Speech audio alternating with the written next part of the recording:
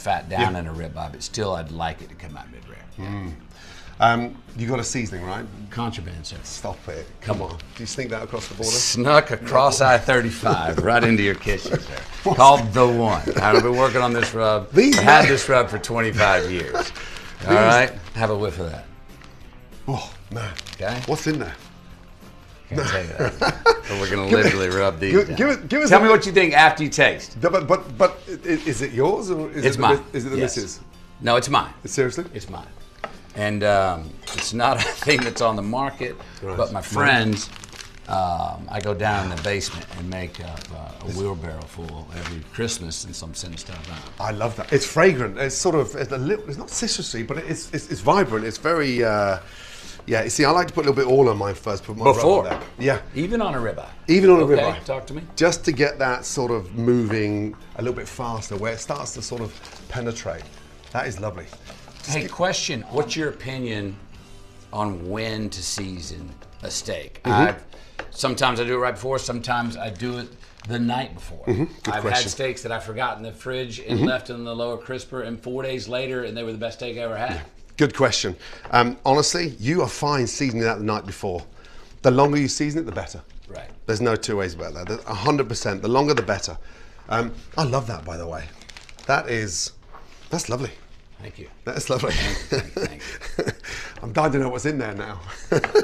Here we taste on that. How important is food, especially when you're filming? Oh, well, when I'm filming, I'm eating for endurance and energy. All right, because I'm working 12 hours a day, and I don't want to lull. I can't go have a heavy carb lunch when I'm coming back out to work in the afternoon. No. I'm pretty Spartan in the morning for breakfast. Gotcha. But let's talk about how important food is like when I'm not working. Yeah. That's when it's fun. All right. Yeah. Basically, like yourself, this is the family's office. Yes. This is where my kids come. Yep. It's where we get them involved. It's where my wife and I catch up for the day. It's where Yep. we all sit down, say a nice thank you before dinner, catch up. Yeah. Find out stories on each other. Exactly, And then carry on. So some of the most powerful conversations around the day is at the table, breaking bread. And that's where we learn to communicate. We have 6 kids. yeah. So that level of insight, homework, Yeah. bit of conversation in terms of the personal stuff. It comes out over food. And Exactly that. Yeah, and then you can sit there and go, someone can go set the table, someone else can get some other dish together, and the conversation does flow freely. So we're going to grill this ribeye, let it marinate, make a beautiful little pico de gallo, and then fry some eggs with a little bit of heat on there as well. Beautiful. Yeah? Yeah, man. Just at the end. Give us an insight to the weekend. Describe Where this was? Yeah, is it a brunch? Our weekend? Yeah. Our weekend, Saturdays, like right now we got football season, so Saturdays involve, like it did this last Saturday, going to the University of Texas Longhorn game, just up the road.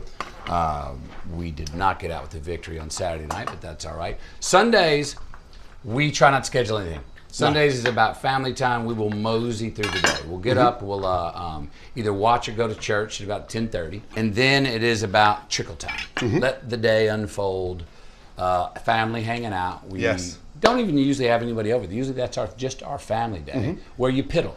Love that. Love that. Hey, you want these? Just a little dice. Right, just a little, just heat-wise, a nice pico de gallo. The secret of that is a great heat in there. Yeah, for me, weekends is a real important 48 hours. Yeah. That's where we get to sort of reset, little bit of training, great brunch. We sort of try to skip lunch so we have a proper dinner. And we don't do sort of apps, entrees, dessert. It's a really nice entree, lots of salad, and then of course an amazing dessert. But it's proper catch-up time, right? You know what we do on our Sunday nights, I forgot to tell you, is we do something that's from my Camilla's mom. They're Brazilian, right? And so they have something called mochito. Mochito. Which means Sunday night, you go to the fridge and you look at every leftover you got. And empty. And you empty it out and make some sort of concoction out of it. That is a meal. I love that. And that's always a hell of a meal and a fun way to clean up the fridge, mochito. But also, no waste, right? No, try not to. No. But that's the nice thing about, emptying that fridge out on a Sunday night. Look at what you got. Divide and conquer. Do you get the kids involved cooking as well? We do. We do. Everyone's got a bit of a different palate. Levi, my eldest, is somewhat sophisticated. Vita, our daughter's getting a more sophisticated palate. Love that. Actually. Love that. And then the youngest, he's still in the make everything well done, but he'll probably come around. Right. Were they fussy eaters growing up? Yeah, sort of. We tried to do what my mom did with us. You get one throw-up vegetable, one thing you don't have to eat. Everything else you at least have to try it. Yeah. And I remember I had many a nights with the boiled okra, which nobody in our family liked boiled okra, but Mom was boiling okra even with no salt, where I just ketchup was my friend. There you go. To cover it up. So you got that nightmare growing up with that boiled okra. I had boiled sprouts, where Mum was sort of overcooking these things so much that they were sort of floating at the top of the pan. It was crazy.